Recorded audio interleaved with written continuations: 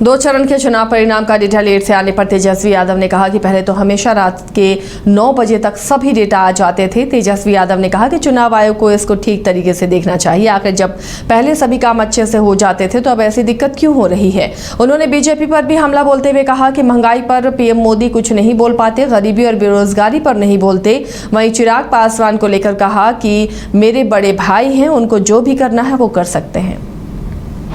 देखिए, पहले तो हमेशा रात के 9 बजे तक आ जाया करता था।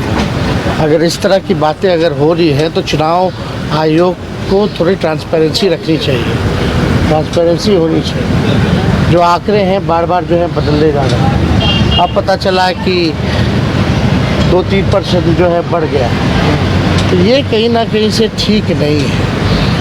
पहले कैसे पता चल जाता था, और सारे डेटाज तो रात के 9 बजे तक आ ही जाते हैं।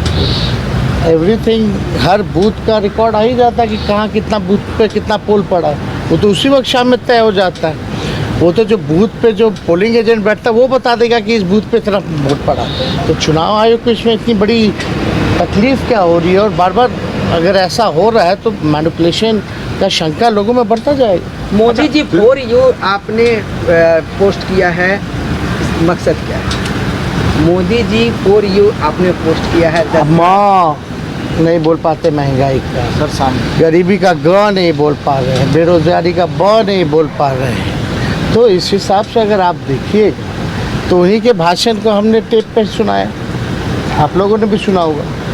उसमें वो जब 14 में चुनाव लड़ रहे थे तो क्या बोलते थे, गैस सिलेंडर को ज़रा प्रणाम करके निकल आके जी।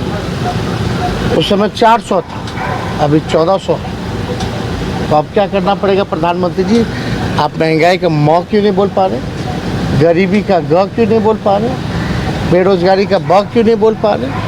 तो अब तो ना नौकरी के बारे में बात करते हैं, ना बिहार के विशेष राज्य के दर्जे के बारे में बात करते हैं, ना महंगाई के बारे में, ना गरीबी के बारे में, ना विकास का भी बोल पा रहे।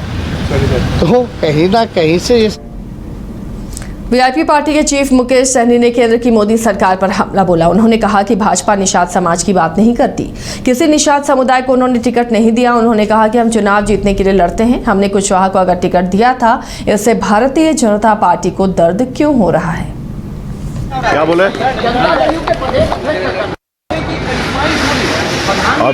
अभी आप 3 दिन पहले देश के गृह मंत्री जी बिहार आए थे, झंझारपुर में आए थे।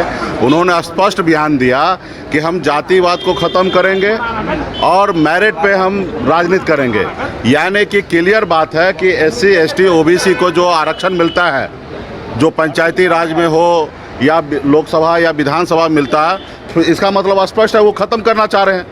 और जातिवाद, देखिए जाति तो हमारी पहचान है, सब आदमी अभी अपने अपने जात के लिए लड़ाई लड़ रहा, अपने अपने जात में अपने बच्चे को शादी करते हैं, जात तो हमारी पहचान है। आप किसको ख़त्म करना चाहते हैं भाई? तो ये क्लियर है कि ये लोग संविधान को नहीं मानते हैं, इसलिए हम लोगों की लड़ाई है कि संविधान को ये लोग ख़त्म कर देंगे, उस रोज़ देश में कुछ नहीं रहेगा और देश गुलाम हो जाएगा, और जो हिटलर शाही वाला हिसाब किताब है वो लागू हो जाएगा। हमने कहा ना कि अगर संविधान को अगर मानते तो बताइए कि मैंने परसों कुछ बयान दिया, उस बयान को उनको बुरा लगा होगा।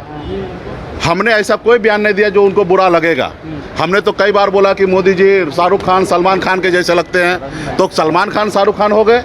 हम वो खुद ही बोलते रहे कि हम चौकीदार हैं। तो मैंने बात ताली बजाने की बात किया, उसने अपने ऊपर ले लिया कि हमको इस तरीके से कहा गया, हमने उनके जैसे कहा। तो ये देखिए कि अभी हमारा बात विवाद हो सकता था। हमें Y+ सुरक्षा मिला था, और Y+ सुरक्षा कोई किसी मोदी जी का नहीं था, वो भारत सरकार का था, देश के जनता के खर्चे से वो चल रहा था। तो अगर वो अगर दिया गया तो कोई प्रक्रिया था, हमारे जान माल का खतरा था, इसलिए उन्होंने दिया। और अगर हटाने की भी बात होगा तो उसके लिए भी एक प्रक्रिया होगा।